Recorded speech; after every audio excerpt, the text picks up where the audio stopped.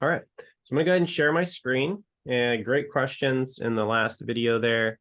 I am going to share my screen and we are going to go ahead and get back into our content training. Tell me when you can see the screen here. Yeah, I can see it. Great. Okay, so we talked about the keyword profile, content keyword strategy last time, and we started writing pumpkin patches in Oahu. Does that sound familiar? It does, yeah. Okay, great. And we've got pumpkin patch. Okay, so we've got our chat GPT pulled up and we have our article pulled up. So we're going to finish this. So you've seen the whole article creation process from the keyword research, which is already done. It's in our keyword plan, but you find the keyword you want, you put it into the prompt. We start reprompting and having it expand sections. We're then going to format the article and post the article. So that's what we're going to finish in this video. Okay. And you're welcome to pull up this document again. So as we're formatting this, you are able to see this, and we are kind of on the home stretch here. There isn't a lot left to do to at least have the writing of this article done. So you'll kind of see what the finished version looks like. So, okay, pumpkin patches on Oahu. So this right here should be a header 2 and center. Oh no, sorry. Why pumpkin? Okay, this needs to go away. There. Okay, so you can see we're just doing some formatting. We've got extra spaces floating in here. That's too big. We've got like a weird double space going on. So this should be, that's normal text. So it's not putting in, the chat bot is not putting in the formatting correctly on some of this. It is making it look like it's a header 2, but it's not actually in the text. Are you familiar at all with what a header 2 is or a header 1 is? I should probably explain that. Yeah, so I think I vaguely remember from week 1 or 2 when you have to do it. And well, you can correct me if I'm wrong, but header 1 is like what you would use for like the title of your blog, and then header 2 are like sub Great. headings in a way. Yes. And the reason why that's the case is because, firstly, it comes, I believe, from the newspaper industry. The H1, the header 1 is the big giant text at the top of the page. Then your header 2s are your subtext and things like that. So I believe that's where it's originally from. I could be wrong on that because I'm obviously not in that industry. But what happened is when we code a web page, and I am not a coder, I just know enough to look for specific things. But for example, there are 3 types of code, and I'll just put these down here at the bottom of the page so that you can see them. See if I can't. There we go. Okay, so there are what are called front end codes and back end codes. Coding languages is what I'm saying. Okay, a front end is what you see on a web page. So, you know, like anything on the ClickMill web, anything on any website is basically a front end code. All right, and there's 3 coding languages for front end. Essentially, I'm sure there's others, but LangUA languages, and then backend languages. I don't even know. There's a lot. There we go. I think that's 2 words. Okay. So if you hear that someone is a web developer, okay, so you've got web dev, all right, a web developer, you can say, are you a front end or a back end developer? Okay, so the back end is like the servers, okay? Servers. So this would be like Amazon Web Servers, or where everything goes when you upload your pictures to the cloud, right? Someone has to code the cloud to accept all of that information. So usually, if you have a hacker, they're not hacking front end. Nobody cares about what the web page looks like. They're going to hack me and mess up my web design. Like, oh no. What they want to do is they want to hack the back end through like Python, and they want to hack the server and get all of the names and emails that are stored in the server. So they hack, you know, Amazon's database in their server of all of their customers and steal all their credit card numbers. That's where all that's kept in the server. So a backend developer codes servers, on the back end, and the front end is more like web design. Okay, so that's the difference between the two. Now, just to kind of break that out for you, the front end has three primary languages, and it's HTML. You may have heard some of this, HTML, and then there is CSS, and then there is JavaScript. Okay, now HTML is, I think it's called a tag language or a markup language. I can't remember exactly, but basically this is just page structure. Okay, CSS is page style, STY style. This is a lot of training to tell you header ones and header twos. And JavaScript is interactive elements. Okay, so if I want to structure a web page from top to bottom and just like, here's where you write, here's where the heading goes, here's where a picture goes, that's HTML. Now, CSS is going to come in. So that was initial, like super early web days, HTML was invented, and that is basically just the agreed upon language that the internet works on. So if I'm going to put a document on the internet that all the computers can read, it's going to be HTML, and it's literally going to be nothing on there except text. You don't even get to style your text with different fonts. You can bold it and italicize and underline. That's the extent of HTML. Okay. Now, once you go into CSS, this is styling. So these are colors, fonts, background colors, borders, all kinds of anything that you can think of that would style a page is going to be CSS. And then JavaScript is interactive elements, and that is going to be like Calendly calendar on our website is coded through JavaScript. Forms where you submit it, anything that the user interacts with, that is going to be pretty much a JavaScript element in most cases. So that is how that works. And specifically with HTML, and I'll just show you kind of what an HTML looks like here. So if I were to code an HTML page, I'm going to give myself this here. And I'm actually going to give myself, and this will better help us to understand, because when we understand this kind of more of a little depth, then we understand Google's algorithm better and why we write the articles with the headers, other than me just telling you to do it.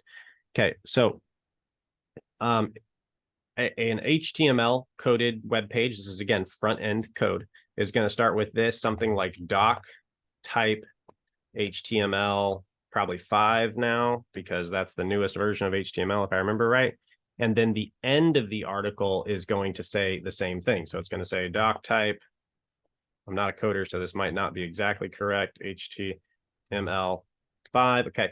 And so what this says is this is the open of the document.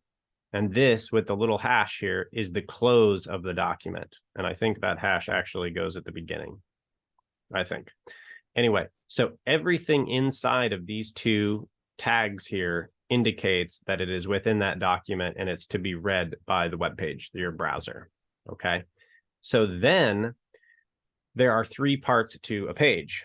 What just happened? There we go. Okay. 1, 2, 3. Okay. So we have header, the header. Oh, well, I put it in the wrong place. There we go. Okay. So there we go. We've got, oh my gosh. Try again. Okay, header open and the header close. We have the body open and the body close. And then we have the footer.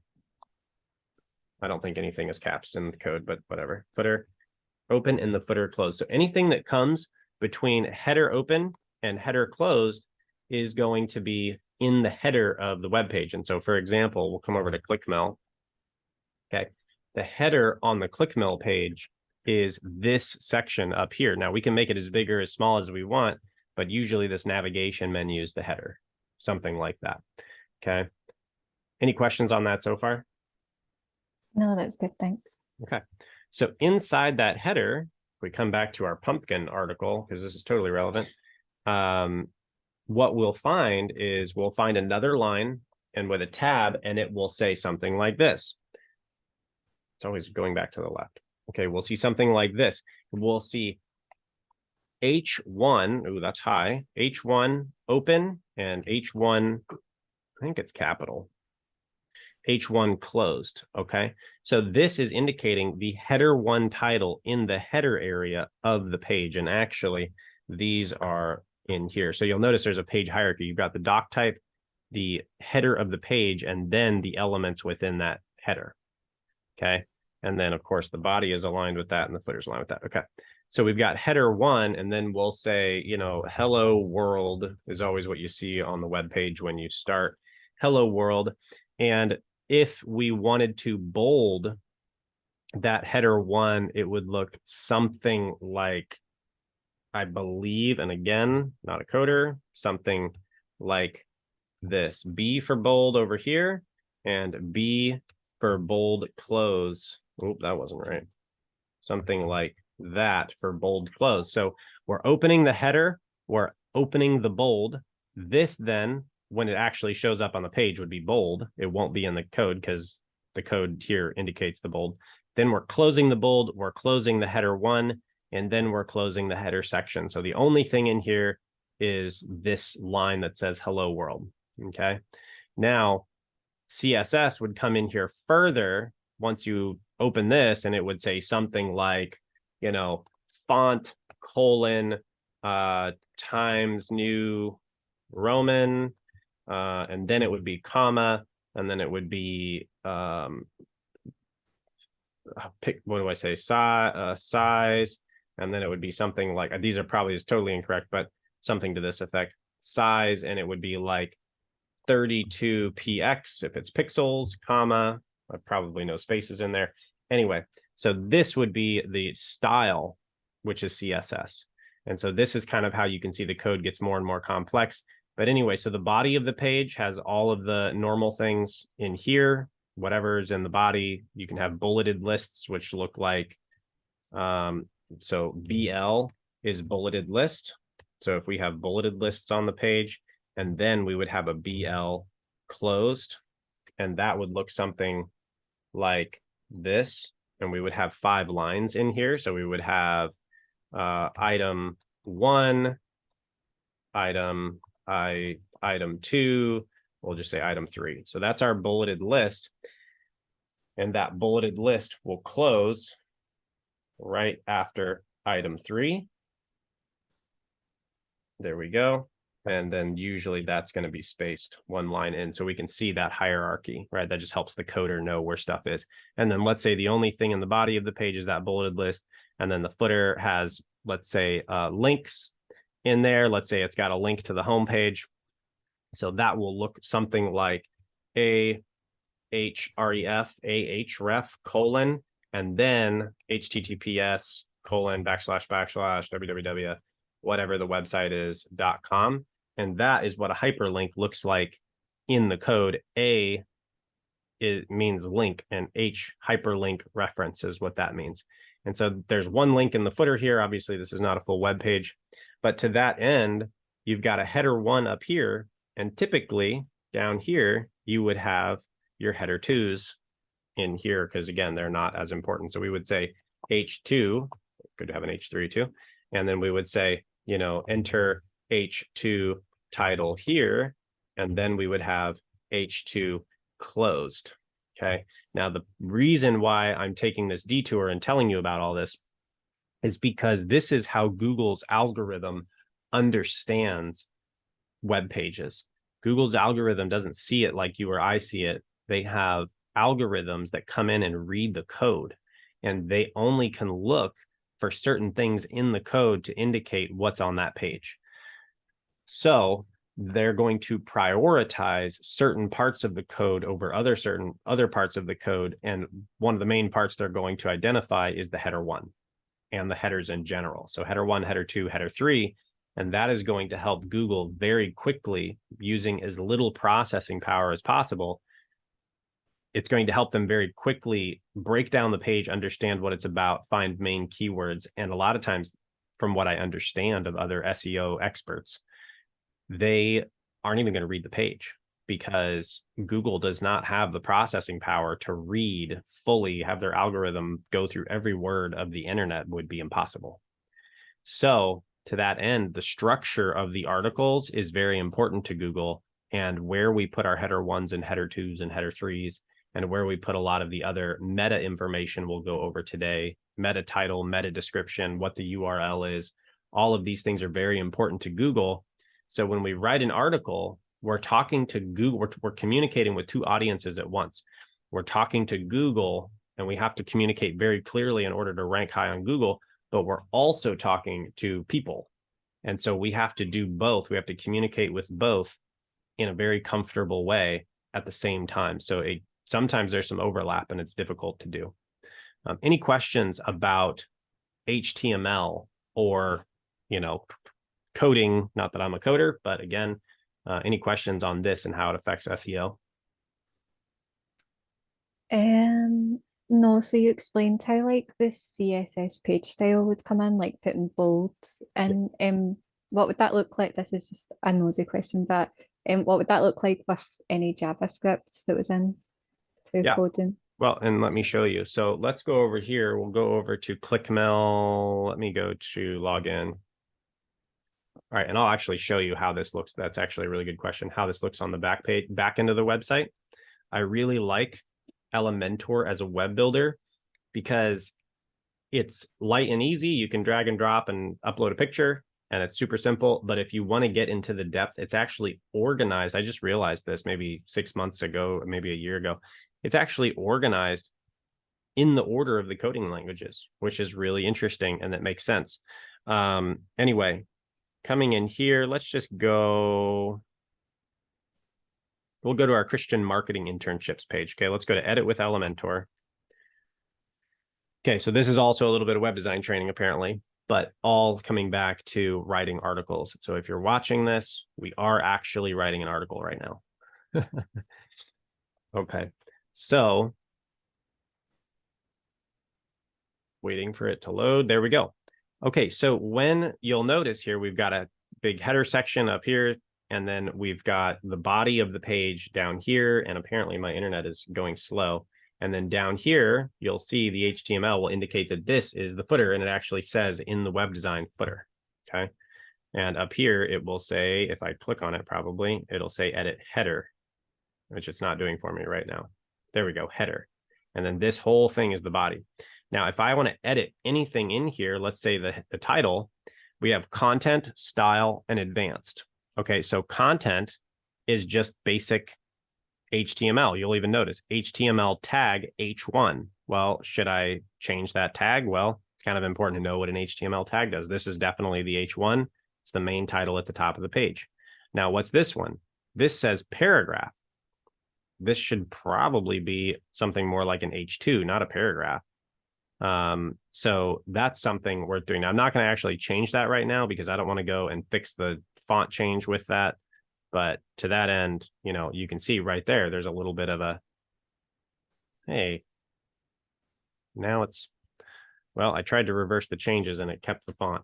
That really stinks. All right. Anyway, let's come back in here. I guess we'll that's fine. We'll leave it for now. Anyway, style. Okay, well, we changed it to a header too, so that makes sense. But this is all HTML. I can center in HTML, I believe. Now, if I come over to style, CSS is called the style language. So they're basically saying this is CSS. I can change my text color, my typography, and this is actually what we're going to do in this little block right here because we just made it weird. Typography, we're going to come down to transform, capitalize like it was.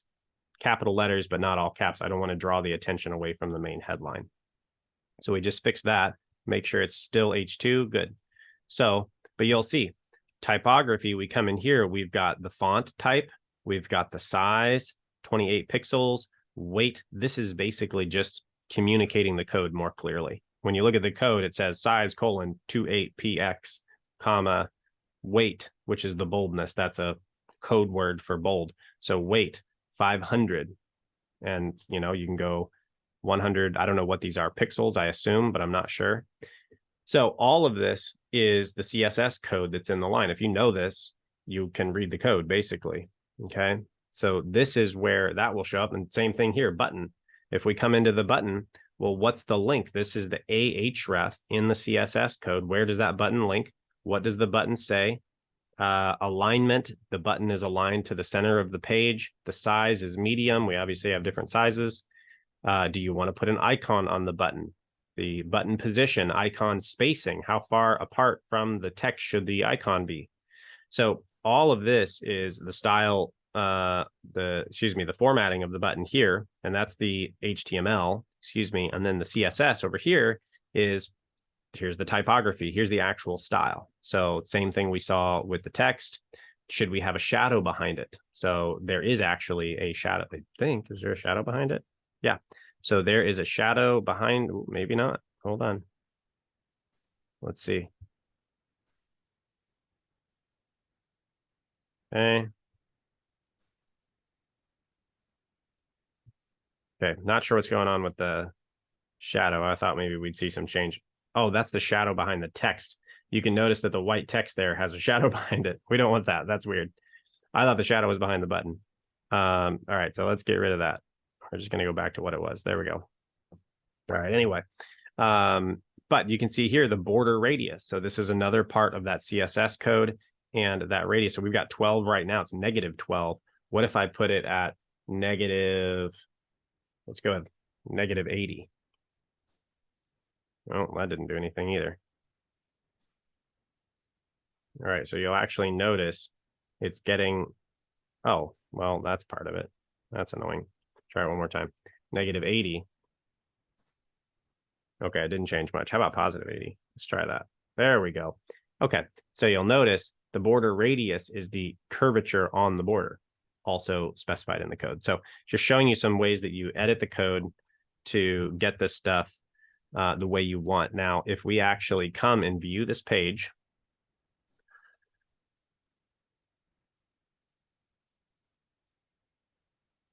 we can show you all this together. So maybe kind of put a bow on the why header ones and stuff are important. Okay, so this is the actual web page. Actually, we're going to come over here and just go to the actual web page.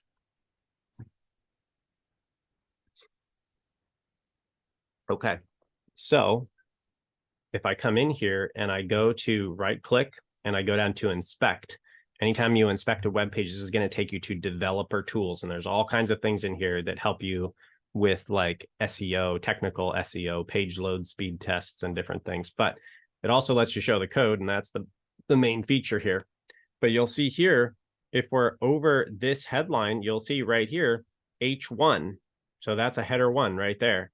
And we see the class is an Elementor heading title, size large. Okay, so that's just Elementor telling, you know, the browser what to load.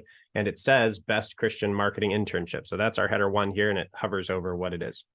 If I scroll up, you'll see doc type HTML, HTML language ENUS. So it's, you know, English. And then we have header.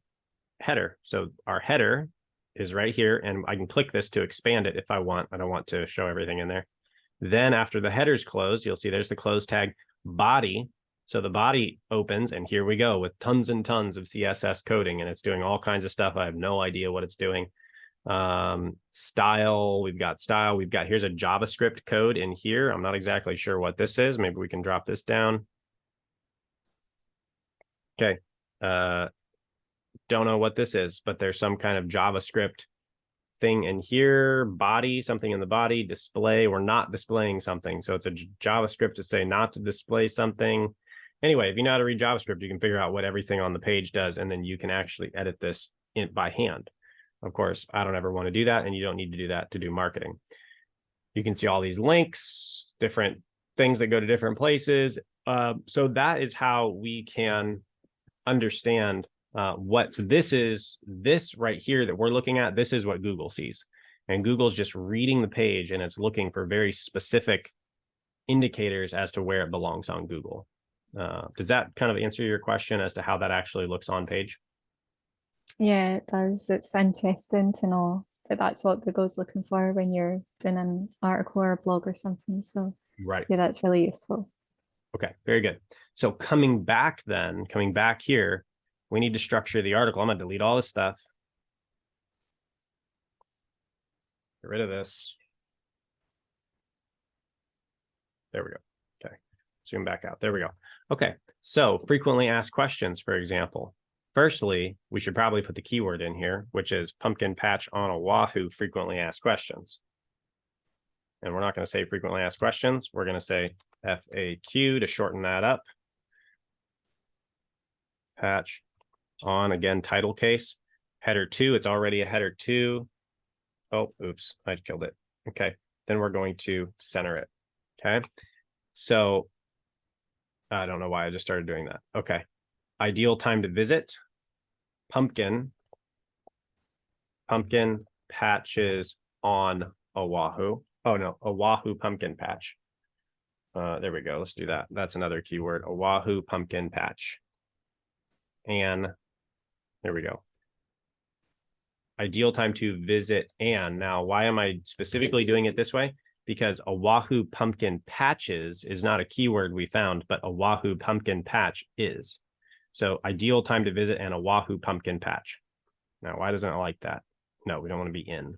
Okay. Okay, so continuing down, make your trip unforgettable. Family-friendly activities. Okay. So we're going to come back over here. Oh, nope, that's not it. Here we go. Okay, and I'm going to say expand this section and clearly indicate with bold normal text what types of family-friendly activities. See, this is one of those things that's very custom. I see in my head how I want it to look, but someone who's not really familiar with writing articles wouldn't really know how to structure this, and I'm giving it very specific instructions. So this makes the article unique to our conversation yesterday. What type of family-friendly activities? That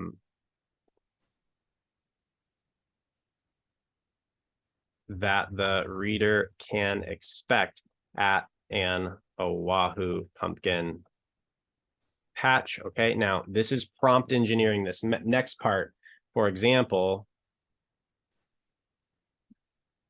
we're going to say, hey, oh my gosh, I don't know how to spell hayride.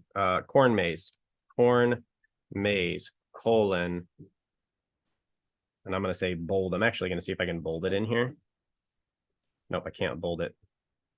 Corn maze, and then I'm going to say insert text on corn maze. Okay, and I might give it one more. Insert text on corn maze. Nah, that's good. So this is called insert text, INSE. Okay, and so that is called a single shot prompt. Okay, so when we shot prompt a AI, it means I'm telling it what I want. Here's the output that I want. I want you to clearly indicate with bold, that's going to confuse it, bold normal text. I'm telling it normal text because I'm saying I don't want it to be a header. Normal text is just paragraph text.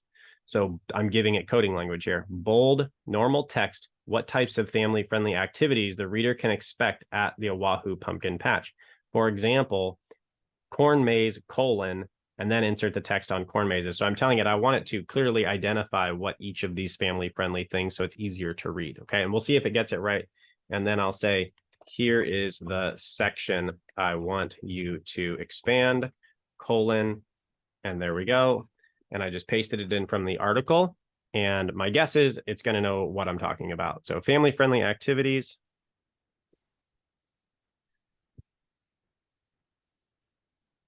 There we go. Hay rides. And notice it bolded it. And then it's talking about hay rides. That way the reader can quickly skim and be like, oh, hay rides, corn mazes, pumpkin decorating, whatever it is. These are the types of things we might expect at an Oahu pumpkin patch. So interesting, you'll notice it's also bolding hay rides in the paragraph to further clarify, which is cool. I didn't ask it to do that, but good enough. Food and beverages, live music and dance, scarecrow making. All right, cool. So we're going to copy this.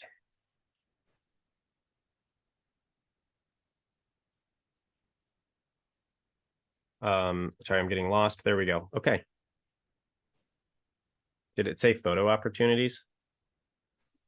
Food and beverages, live music. Okay, so it didn't say photograph opportunities. So I'm going to say add another short section, short paragraph on I'm going to say photograph, I guess, but it's kind of an old word, but photograph OPPROTU and opportunities, unquote. So notice I'm following that prior prompt. I'm insinuating that it continues by using that same format, and it's going to probably just give me that. Sometimes it'll rewrite the whole thing, which is kind of annoying, but there we go. Good. So it did it. All right. So we're going to come in here, family friendly activities. We're going to paste this in. Okay. So we're going to say Oahu, pumpkin patch on Oahu. Patch on Oahu, family friendly activities. I'd say activities, family. Yeah, family. That's good. I know you're always thinking through the titles. Would it be better to say activities to expect? Maybe, except they want family friendly activities. And also, this could probably go in two areas of the website when we talk about the topics. This can go in activities, attractions and activities. This could also go under family friendly travel, which is very clearly the case.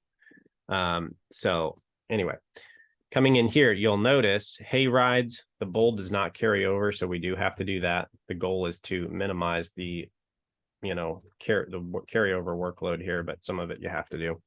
Food and beverages. Lastly, photograph opportunities here. A visit to a pumpkin patch, also a visual feast, making a fantastic spot for photography, snap scenic shots of sunsets overlooking pumpkin. Okay, fair enough, good enough. We do want to skim them. We don't have to read every single word, but we want to skim it and make sure it makes sense. Occasionally it says weird stuff.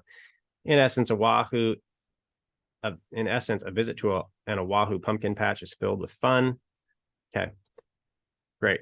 Okay, photo opportunities, we did that. Okay, extending your adventure. Now, this is where we want to further customize, because we could just say, hey, expand this section, and what is it going to do? It doesn't really understand that we are running an Oahu tourism website with specific stuff. What we want to do is we probably want to think about if they're going to a corn maze, they probably are a family visiting Oahu, if we're really thinking about the audience. What other attractions and activities would a family really love to do visiting Oahu? Probably a camper van, probably not going to be the biggest thing. So what else? Well, zip lining, ATV tours, like,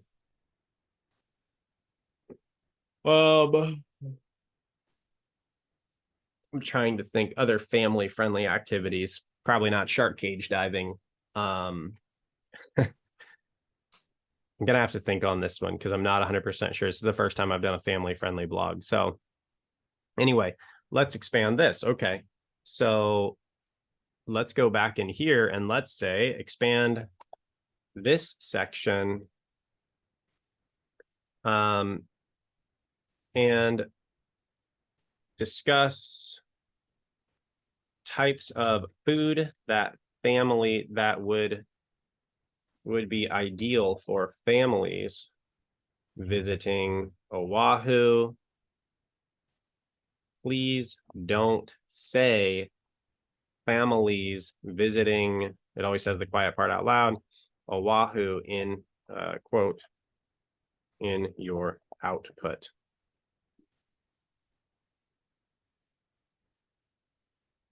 Because it'll usually go, if you're a family visiting Oahu, you're going to love this kind of food, which is ridiculous. Okay. Oahu isn't complete without indulging in gastronomical delights. Okay. So this is basically just going through all of the local different places. So Okay, we got locomocos. This is all very cultural food so far. This is great. Malasadas. Great. Remember, there's just one taste. Well, okay, the islands food. Okay, cool. So that's very accurate. We could even put businesses in here at some point if we wanted to and promote them. But for now, that's fine. Local cuisines to try. Okay, nearby attractions, that would be cool. Let's go here. I'm kind of being lazy. I don't really want to do this, but we're going to do it for training purposes. Let's see. Okay, we need to do that. Where is this? Where is the website? I don't have it pulled up. Oh, wait.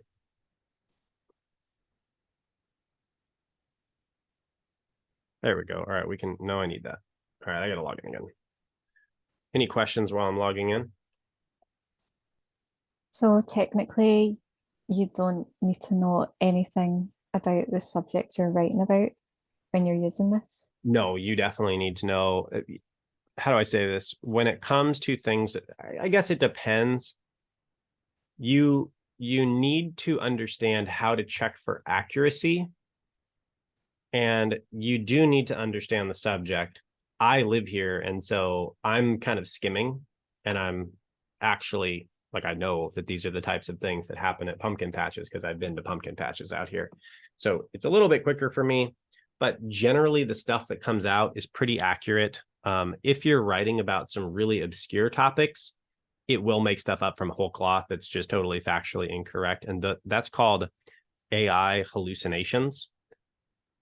It just makes it up and it'll cite sources that don't exist. It's really convincing. But when you know the subject and you skim it and you're like, that sounds about right, you're pretty good.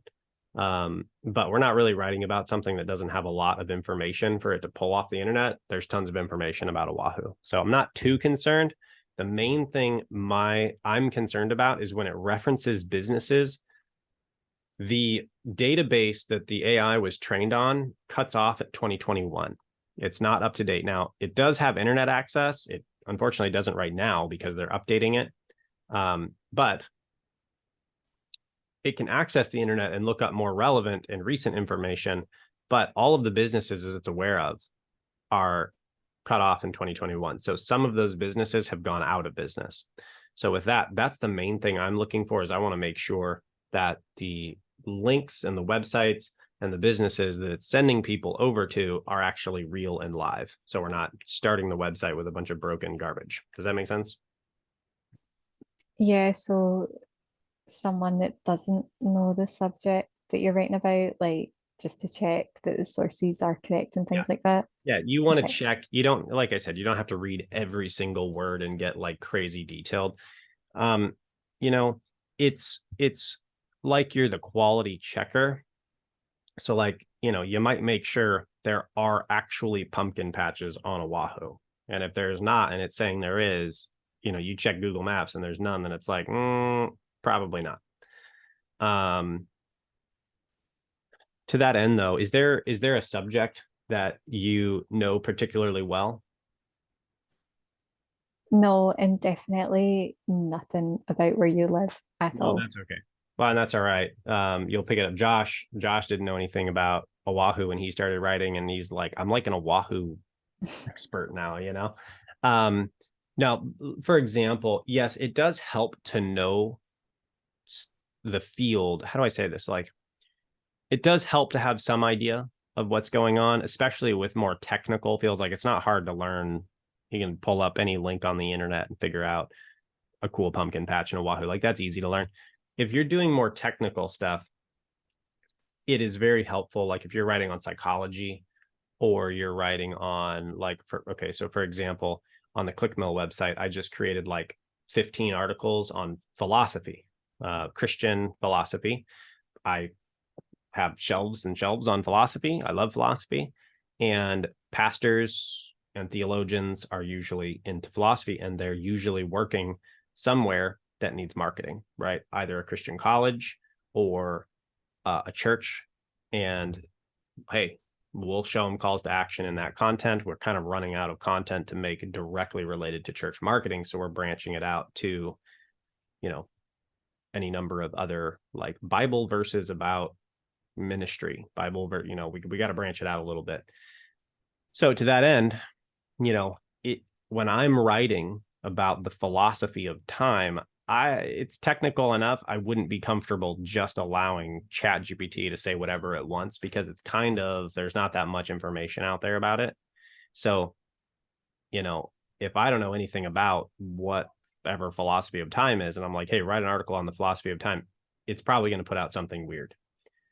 So I want to make sure I know the subject well enough to guide what is being outputted, in the same way, the structure of the article, for example, especially like a definition like church marketing.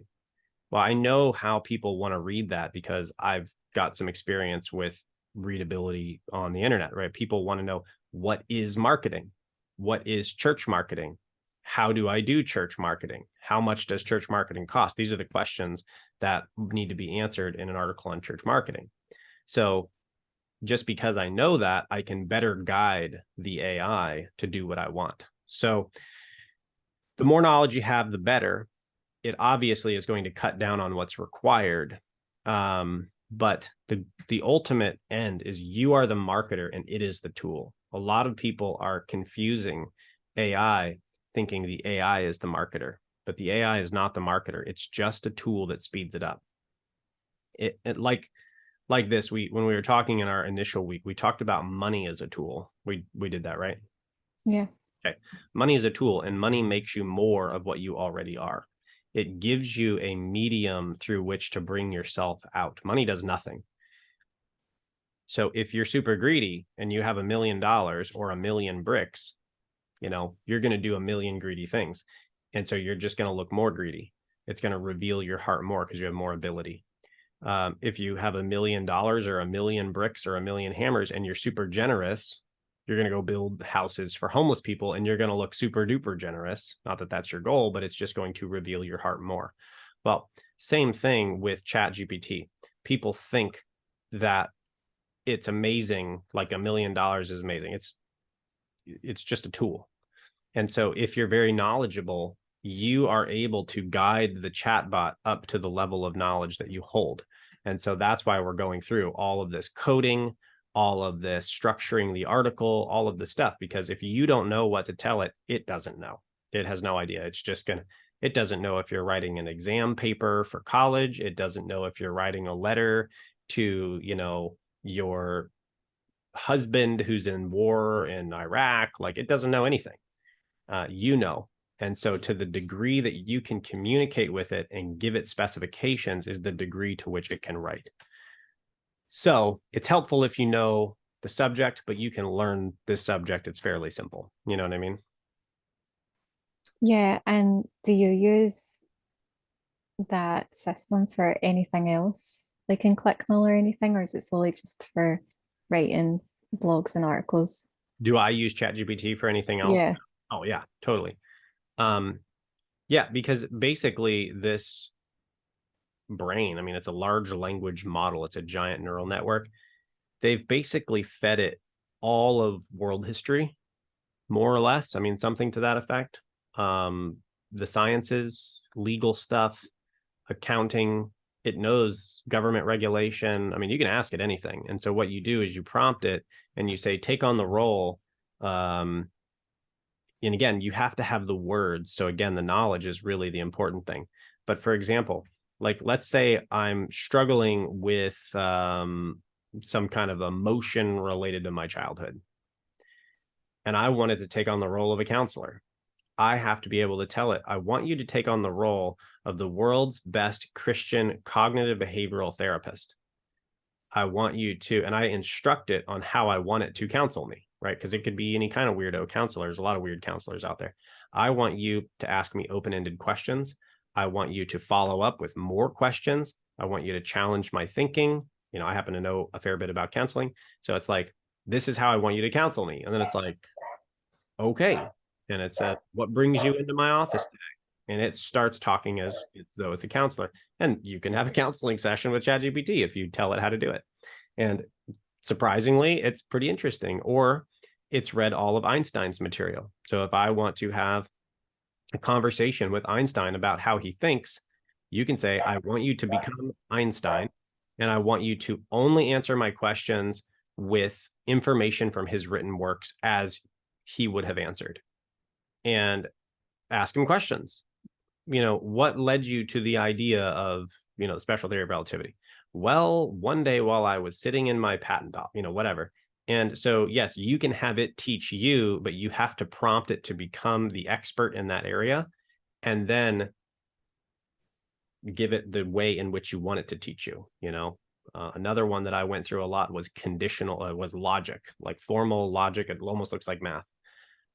I want you to become, a Christian mathematician and logician, and I want you to teach me formal logic in a structured way. If you don't know the way, give it the best way you can think of, like in the most structured and simple way. And it says, okay, great, let's talk about logic. What field of logic would you like to talk about? And then it gives me the difficulties of those fields. And I said, well, I want to start with the most basic one. Great. Here are the sub areas of that field. And I say, well, let's talk about that one. And then it starts breaking it down and explaining how it works. And I just say, okay, that makes sense. I'm ready to go to the next area. And it teaches at my speed. So you can use it for a lot of stuff. You can also link it. It links now to Zapier. And so you can have it post social media stuff. We can get into all that type of stuff as well. There's tons of stuff it can do. At some point, you're just going to speak, and anything digital you want will happen. Maybe even in the real world, depending on whether or not they can hook like robotics to it, which is like OpenAI, who runs ChatGPT right now, is already developing a humanoid robot basically to be your assistant. So it will have this AI in there, and you just tell it what to do, and it'll be like iRobot the movie or something. Not that that's in the next 12 months or anything, but the stuff is advancing very quickly. So there's a lot you can do with it. Bloggers are just picking it up first because it speeds up the process tremendously. Okay. Yeah, that's so crazy. Like that stuff you were saying about the counseling, like that is crazy. Yeah, absolutely. Maybe we can even do a little example once we finish the article. We got an hour and 50 minutes, so it's not like we're in a rush, but maybe we can do a little example once we get through that. Yeah, here I was asking it how to address, my wife and I have some young children out of the foster system out here, but how to address angry outbursts with children. I said, take on the role of a child counselor. Can Berkey filters remove bacteria from, we have a particular type of bacteria here in Hawaii called leptospirosis that can make you very sick. Can it remove that from the water? Right. What are the specific, like you can give it very specific things. A vehicle got towed on my block, and my neighbor's like, I wonder what kind, they didn't tow it correctly. They left it in park and then dragged the car in park, which is like not good. It's making crazy noises as it went away. And I said, here's the type of vehicle, here's the year of the vehicle, here's what happened. You give it the context and you say, I heard this crazy noise while the car was being dragged away. What are the potential damages I should be aware of when I pick it up at the impound lot? And, it's like, here are the potential damages that could happen to your 2009 Toyota Sienna after it's towed in this manner. And it says you need to look for transmission issues, you need to look for this issue. So if you give it the parameters, it'll diagnose certain things, right? I'm writing philosophy here. PDF upload assistance. You can upload PDFs in here and talk with your PDF, and it will just respond from the PDF. So yeah, there's a lot of ways you can use the tool. I'm teaching you one, and as you use it more, you're going to get more comfortable and it's going to start clicking, making more sense. I probably spent a month with it before I was really like, I get it. This is making sense. So okay, so let's see. Did we put Shave Ice, Locomocos in here? Yep, and it's not bolded. So we're going to come back. Actually, can I have you bold these? Mhm. Okay, so I'll let you do that. And I'm just going to, we have a conclusion. Okay, I'm going to delete the word conclusion. That's something in a future prompt we can actually try to update and say, do not use the word introduction or conclusion anywhere in the article. Now, what I'm going to do while you do that, I'm going to take the frequently asked questions and I'm going to have it expand it to 10 questions and answers.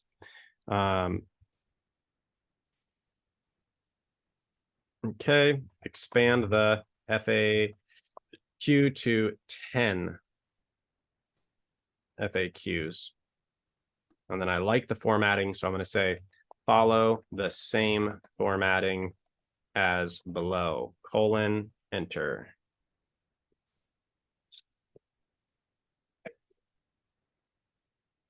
Okay, so on my end, I'm getting the output.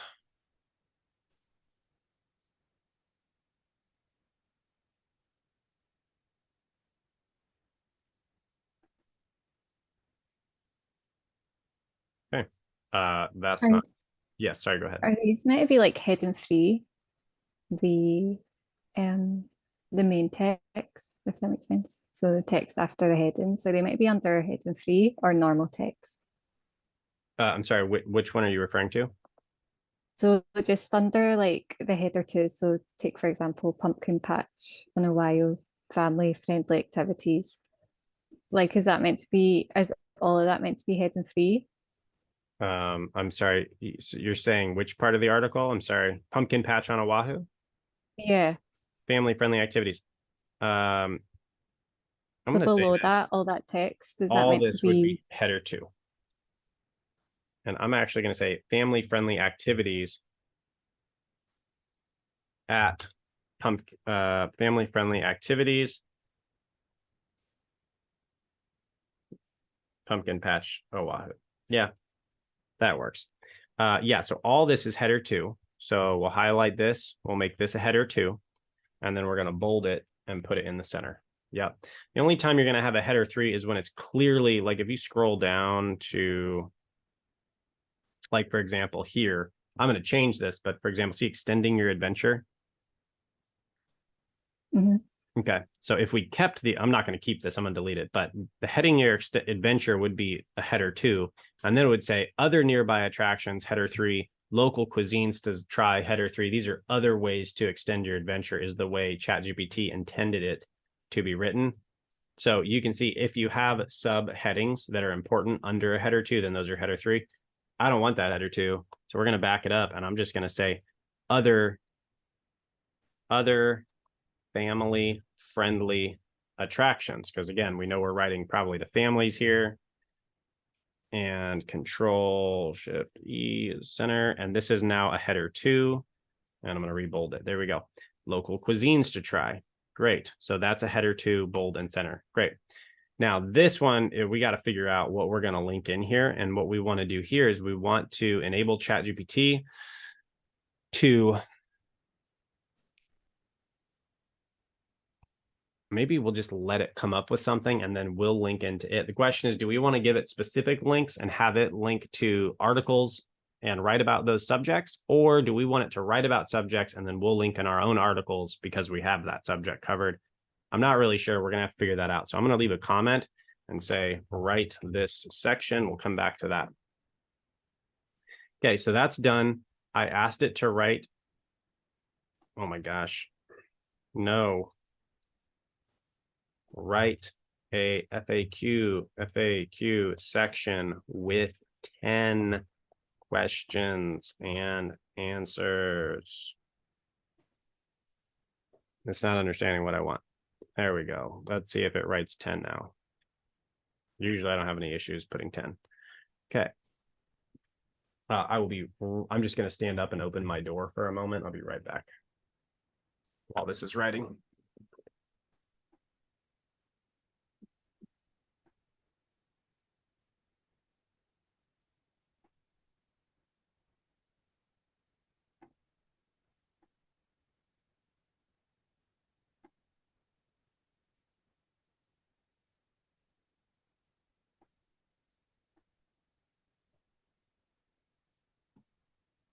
Okay.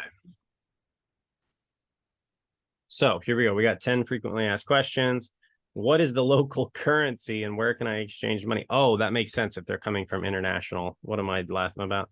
What should I pack for my trip to Oahu? How many days should I spend in Oahu? What is the best time of year to visit Oahu? What is this? So here you'll see it actually forgot what we're talking about. Parking, yeah. Do pumpkin patches offer parking facilities? Are there washroom facilities at Pumpkin? Do I need, and okay. So we're just going to take these because it already put out 10 fine ones. It just didn't put them in order. I should have said combine those, but whatever. We're going to go ahead and go here. There's 1 through 5. And I'm going to grab, let's double check. What I'm looking is to make sure there's not any duplicates. Pumpkin patches pet friendly, washroom facilities, operating hours of pumpkin patches. Okay, restrictions for COVID-19 are irrelevant at this point. Is it possible to hire a guide for the corn maze? That's a ridiculous question. That's going to get deleted. That's hilarious. It's asking if you can pay someone to guide you through the corn maze. It's the most ridiculous thing I've ever heard. Do pumpkin patches have wheelchair accessibility? Do pumpkin patches in Oahu offer parking? Okay, so they're different, which is great. We're gonna can you hire a guide? If you need a guide to go and do a corn maze, you shouldn't be in a corn maze. Okay. What type of okay, COVID-19 restrictions we're taking out because that's old. Again, this is like 2021. It thinks we're still in COVID. Is it possible to hire a guide for corn mazes? That is obnoxious. I need to start a service, corn maze tour guide.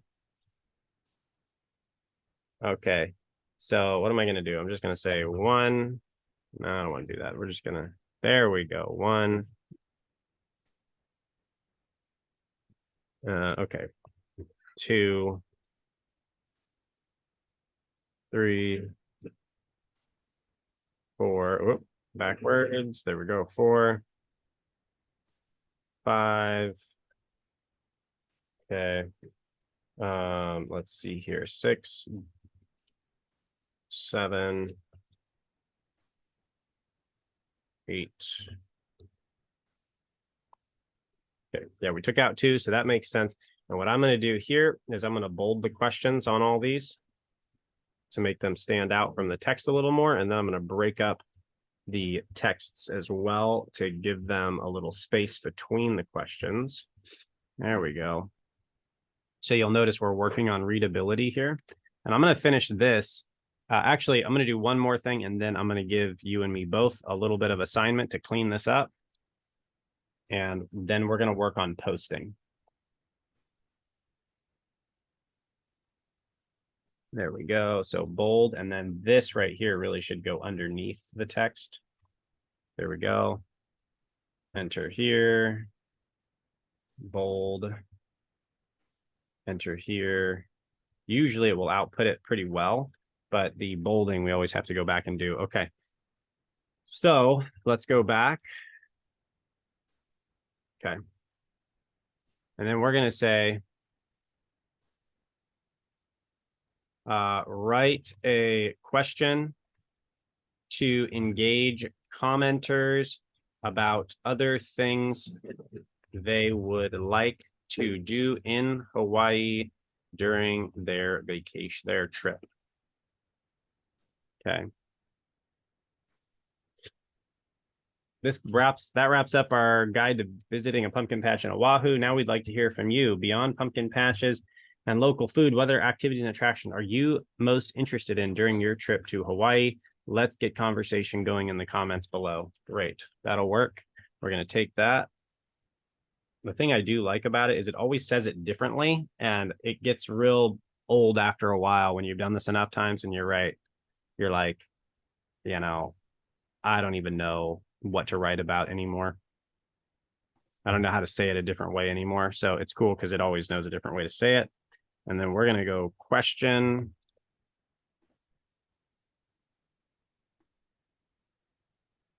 We're going to bold that so they know. Okay. So now we've got a really well-written article. There are just 2 things we have left to do before we're done. So firstly, we need to actually put in the pumpkin patches. That's going to be number 1. And I'm going to show you how to do this. Okay. So now there is a ChatGPT extension called, where's my maps? I had it pulled up. Here we go. Called Harpa.ai. Okay. So Harpa they have their own web scraper. So basically it gives ChatGPT the ability to read a web page. We really wouldn't need to do this if ChatGPT had internet access, which right now it doesn't. It did, and they've been working on it. I'll actually confirm that. Let's go here, settings and beta tools, beta features, custom instructions, plugins, code interpreter. There's other things in here I'll show you at some point that we can do. Right now, it does not have the functionality to access the internet. So anyway, do wanted to double check. Okay. So here's what we're going to do. We're going to pull up the website for each of these for Ku'u Home. Okay, so see, this right here has 2 reviews. I don't trust that this is going to be in business very long, and I don't want to come back and have to delete their stuff. It doesn't even look like they have a website. I don't have to come back and update the blog when it turns out, you know, they went out of business. So I'm just going to open this, open this, open this. We're going to come in here. Do they even have text on their website? Okay, so this says nothing about a pumpkin patch. About us, our products, different events, educational pumpkin tour, recipes, career, contact us. Okay, so we'll go ahead and pull up Harpa and see if it can make something of this, but that's really not helpful. Sunflower events. This is obviously not pumpkin patches either. So it looks like obviously because it's so seasonal, they don't really even advertise it on their sites until, you know, later in the year. Gallery contact. My goodness, those are huge. Those are breadfruits, and those are absolutely massive. Okay. So, so it doesn't look like, usually if you open a business and it's like, let's say a surfing business, it'll just say, hey, we're the best surf shop. Here's all about us. And then you can just say, hey, Harpa, summarize this business in 200 words and provide a hyperlink, and it'll do it, and you're done. Problem here is they don't actually have information about their business. So about their pumpkin patch anyway. So what we're going to do is we're going to come over here and we're going to say, now with Harpa, you have to tell it to read the page, and, you know, it has the instructions in here, but basically it's curly brackets, double curly brackets, your right page. That's the only thing you have to know. And I want to say,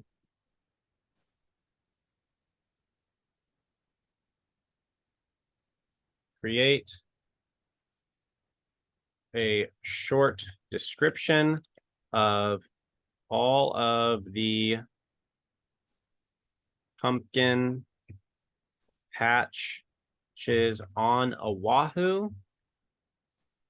Actually, here's what I just realized. So there is no description about the pumpkin patches. However, the comments have pumpkin patch in them. That's how it knows these are pumpkin patches.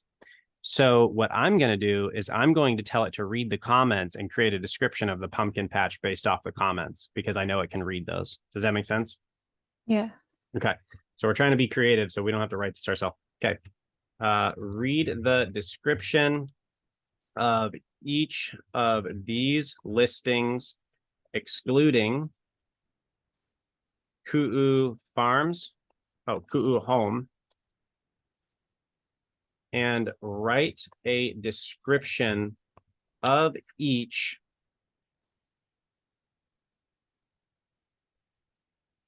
pumpkin patch. Keep each description to 200 words. Make sure you do not include specific non-evergreen information, and I'll tell you what that is. Okay, so evergreen content is content that always stays the same. So for example, when I write on, you know, on ClickMelon, we have an article on philosophy that never changes. Like, philosophers never get anywhere. So, and even if they do, it's then the history of philosophy. So it's always the same. So the ideas never change. Like, what else? Theory never changes. So when I teach you marketing theory, probably not going to change. marketing is marketing. The question is just, where are you doing the marketing? What type of platform? There's a new social media platform. Marketing is still the same. You just integrate that platform into your marketing theory. So with that, theories don't change, ideas don't change, math really doesn't change. So you want to write about things that don't change. That way you don't have to come back and update all of your stuff every day. So that is called evergreen content, like the evergreen trees that stay green all year round. You don't want to have changeable content. And an example of that, I created a Google Grant walkthrough and showed how to do it in Google Ads platform. I spent like 3 months making this course all day, every day. It was the first course I ever made, published it. And then 2 weeks later, they rearranged the whole Google Ads platform and it looked totally different. So it was all worthless. So that would be non-evergreen content. So I don't want it to put in addresses. That actually may be able to go in this case, but I don't really want addresses. I don't really want times they're open or prices or phone numbers, because I don't want to have to come back and change any of that. Basically, I want to minimize my risk of having to come back and update the information later. So it can say the name and the description of people's experience, basically.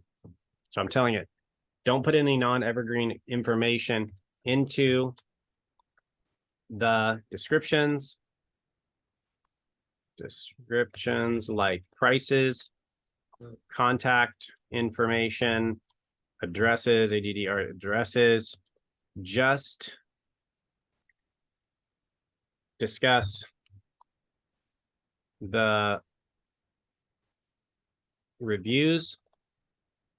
Just discuss the number and quality of reviews and the experience that a visitor can expect when they visit the pumpkin patch. Okay, now let's see if it can do this. It may tell me. I really should have copied that. There we go. We're not going to write that in. Aha, there it is. Ah, look, there we go. Okay. Loon Farms with a 4.2 rating and 69 reviews, regarded by its visitors, noted as the best pumpkin patch in Oahu. The farm offers immersive experience for both locals and tourists. Visitors can expect to see rows and rows of healthy, vibrant colored pumpkins, provided with an excellent backdrop of photos. The farm's operation follows regular schedule, closing in the late afternoon following a full day of fun. Those who visited speak highly of the organization and set up the farm's library. Okay. Waimanalo Country Farms, making it a favorite among visitors. Appeal lies in its dual offerings. After stopping with Pumpkin Patch, array of perfect ripe pumpkins to choose from, visitors can enjoy scenic drive to the farm's sunflower patch. Cool. Okay, so that's pretty cool. Frankie's Nursery, local LLC, tropical fruit trees specialist. While not primarily a pumpkin patch nursery rated 4.9, is a beloved plant nursery, fruit trees, however, daily availability of fresh farm. Okay, but oh, well, then we just want to use these two. Okay, so we're going to take these two. I thought that was a pumpkin patch. So we realized there that we were not using a pumpkin patch. Okay, so for anybody watching here, this is harpa.ai. You probably will not need this because ChatGPT is going to get their internet access back up.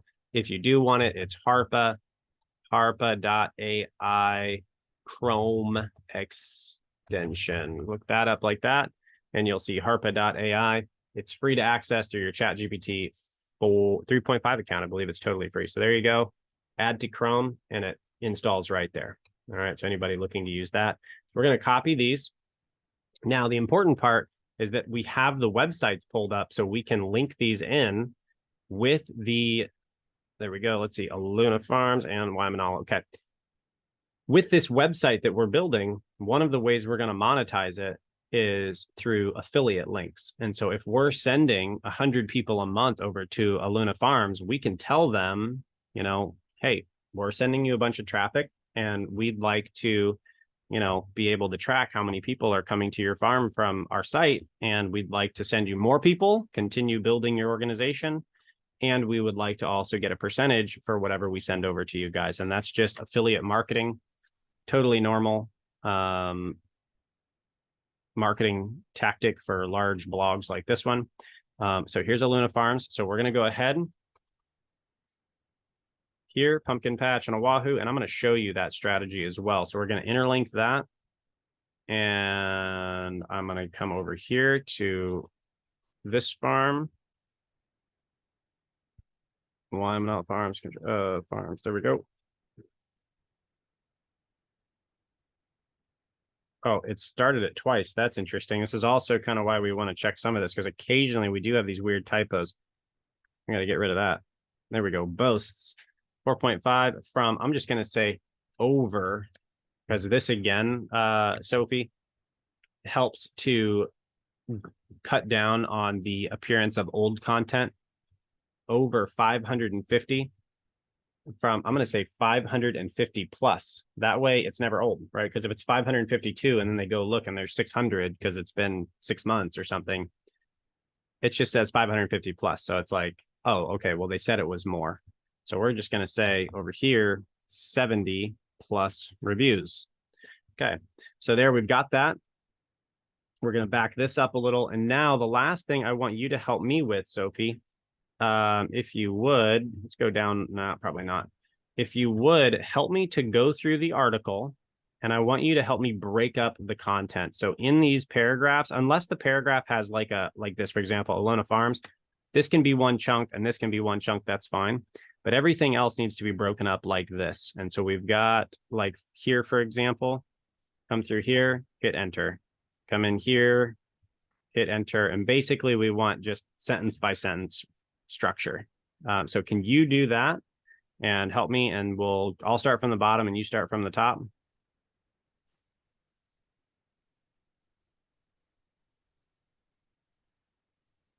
Oh, did you hear me okay? Yeah, sorry, I'm just scrolling because I was at the bottom. That's okay. So I'm at the bottom, and you can start at the top there. And again, this is just for readability.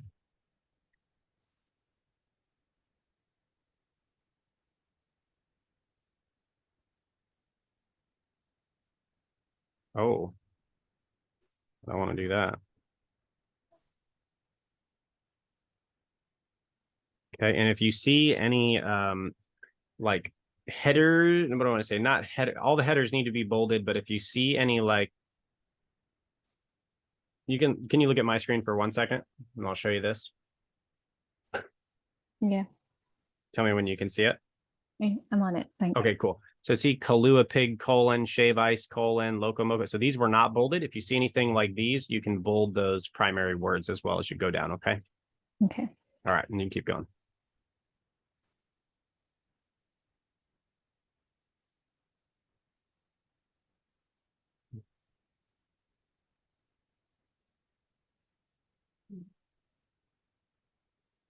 Okay, and if they have one of those kind of bolded things, you don't have to break up that text because it makes more sense if that's together.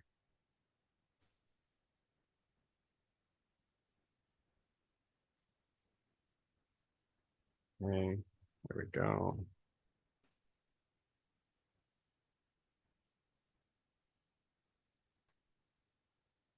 Oh, I did it again. Okay, there we go. Aloha, adventure spirit, bold, snacks, camera.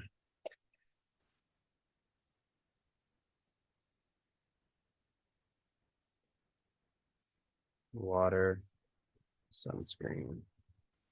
What to bring is a header 2. Good. Header 2.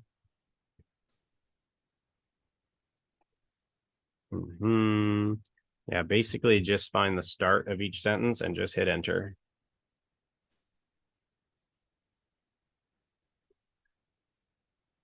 And I am coming up behind you, so we're about to meet in the middle here.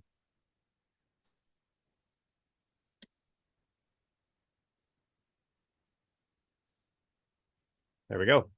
Okay, great.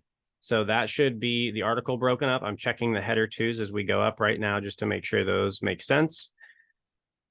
Okay, so we've got those linked in. Other family-friendly activities we're probably going to do when we get into the website.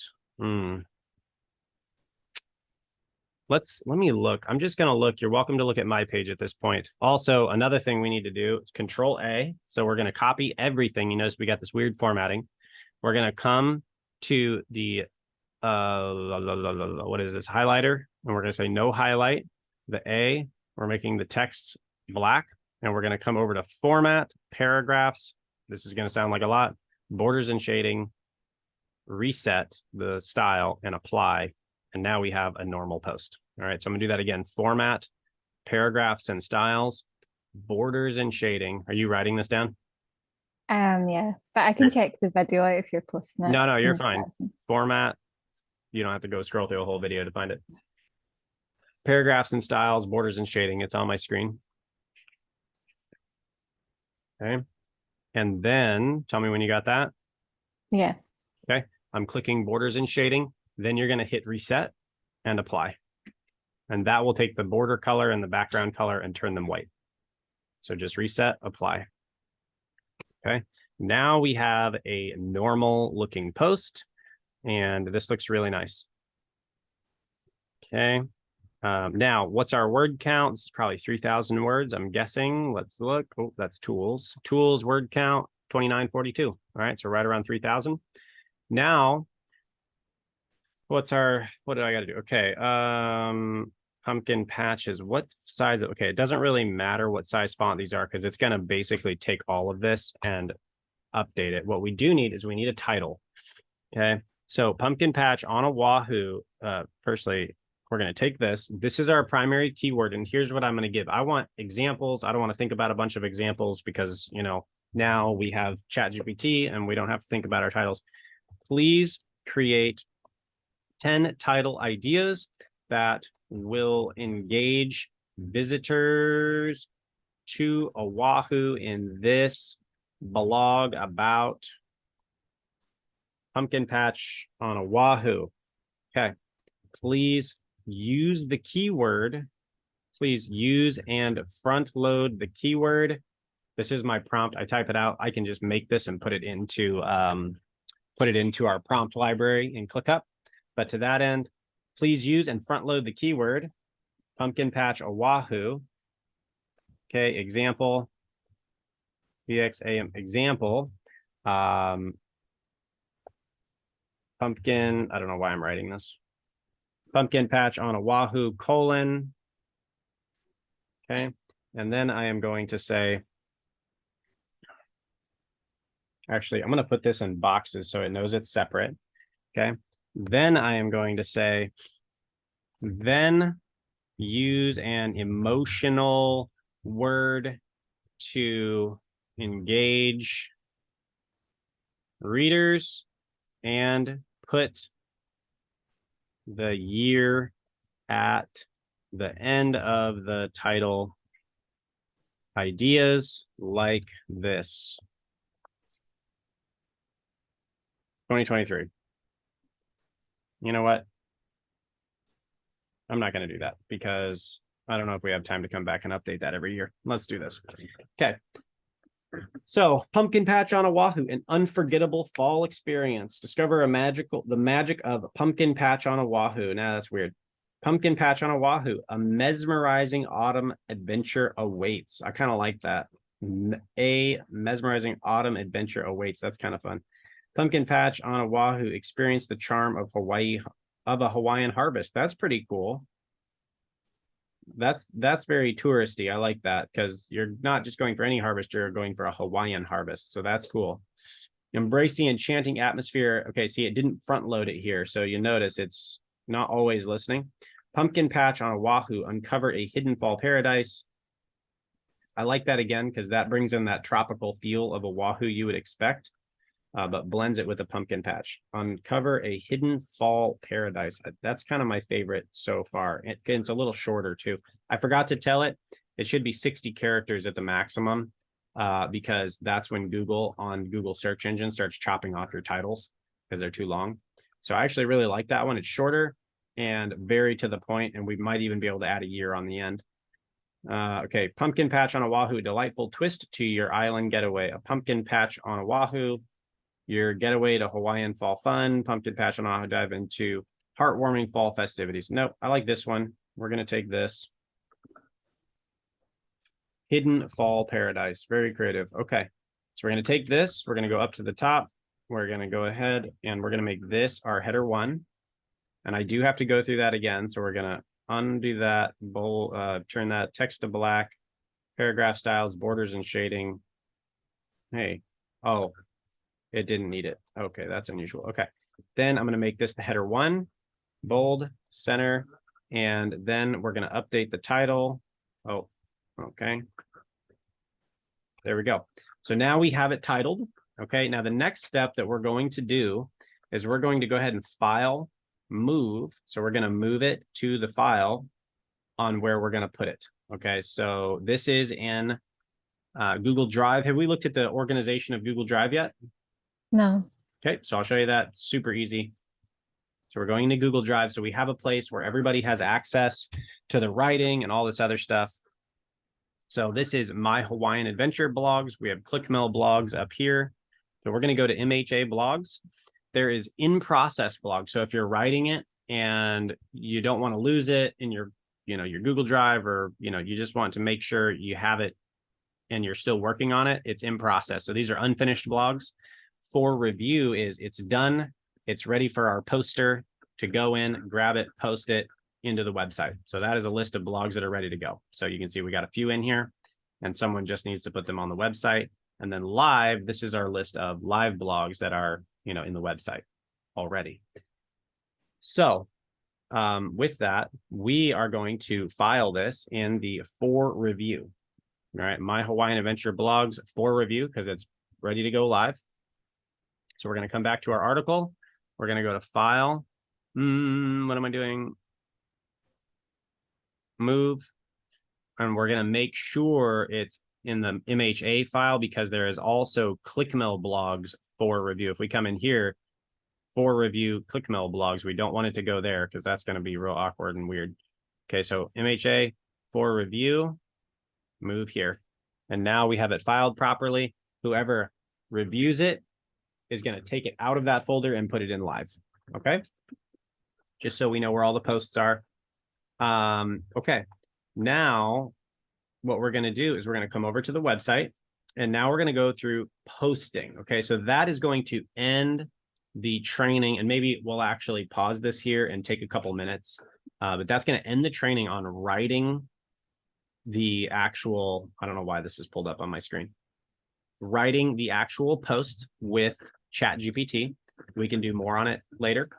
Any questions on the writing process? And I know it's a lot, so don't feel like you got to ace some kind of test or something. That is the overview. Any questions on that before we change subjects? No, not at the moment. Like I said, I think it just takes a wee bit of getting used to. Like, Yeah. I would love to know about the prompts and how to be able to prompt it We'll work on in the prompt best way, engineering. but Great. yeah. Absolutely. And let's do this, because I know we said this, we would do this. Let's say, who do you want to talk to? Let's say you want to talk to somebody. We'll just do a little fun little demo here.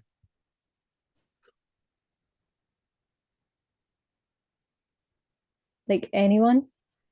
Anyone that has material recorded in history, or any expertise as well. Because if you're talking like a psychologist, you could talk for a doctor, something like that. I would like to talk to, and I don't know if this works, like NT Wright, the guy. Yeah, that absolutely. He's got a ton of written works, and it's probably read all of them. Okay, so I want you to take on the role of NT WRIGHT, the Christian theologian, theology. I'm just making sure it knows who he is, and only answer my questions from his written works, or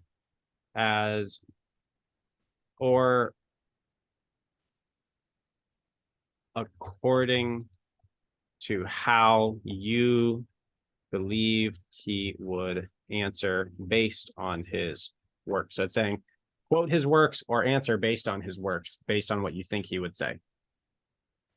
Okay, so take on the role. I did not spell role right. Christian, great. IAN. And I didn't spell Theo. Okay, there we go. Okay, so what's the question we want to ask him?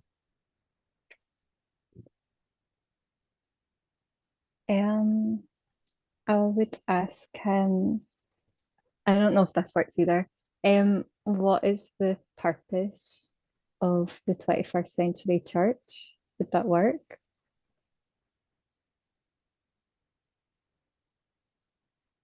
Yes. On a total side note, I once had an SEO battle with NT Wright. I published a few courses over on Udemy, and he had Bible studies and I had Bible studies, and I was always trying to beat out his Bible studies for rank 1 over there, which was always entertaining. Anyway, side note. Okay. Okay, so it's going to say, as an AI language model, attempting to channel the perspectives of N.T. Wright, a well-known Anglican bishop and biblical scholar based on numerous works, it's crucial to understand that his theology focused significantly on the kingdom of God and the new creation. As such, he would likely view the purpose of the 21st century church in a similar light. Wright would emphasize that the church's role is not simply to rescue individuals for a spiritual heaven, but to serve as God's agents in the world to bring about his kingdom here and now. Therefore, the purpose of the 21st century church, in Wright's view, would be to participate actively in the ongoing work of God's new creation. The church should be a place where heaven and earth meet, reflecting God's future new creation in the present world. This would involve social justice. That's questionable. This would involve social justice, charity, creation, care, and reconciliation, as these are all part of redemptive and restorative works.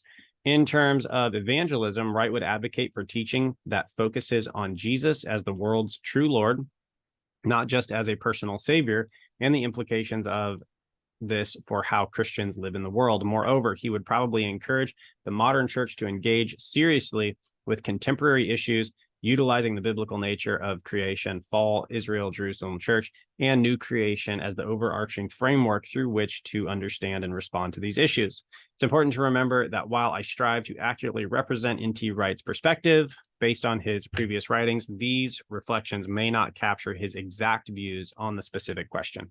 So it estimated what a response from N.T. Wright would be based on his theological and philosophical positions on theology, basically. What do you think? It was okay, but maybe Okay. it was the type It of wasn't question super asked. specific. Sometimes it will actually respond as if it's the person, and sometimes it will estimate the view, which is what you got here. So sometimes, you can say, I want you to be N.T. Wright. Well, this is what we take on the role. So it didn't really do it 100%, but nonetheless, kind of fun. Sometimes you get a little bit more accurate than this, but anyway, so there's that. We can look more at prompt engineering later, how to get better responses. Like, it's not the world's best response, but it's okay. I know something more. I didn't know he was an Anglican bishop, so that's something. Anyway, so we'll work more on prompt engineering later, and this will summarize our training on, or complete this training on, the content creation process with AI. What we're going to do in the next video is the posting of the content in a WordPress, what am I saying? In a WordPress website. And we're going to go through that in the next hour. So we will stop sharing here. And let's see, stop recording.